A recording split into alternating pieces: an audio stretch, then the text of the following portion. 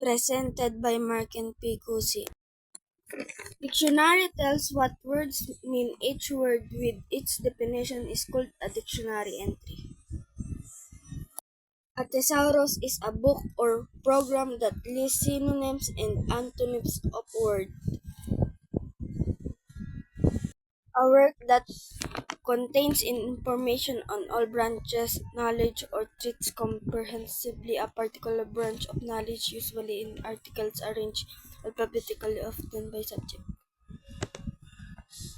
Atlases are usually large, oversized books that contain maps, diagrams, and information such as population. An almanac is an annual publication devoted to the facts and statistics of a given subject. You might consult a sports almanac for the coming year's scheduled games or information on your favorite or test favorite player.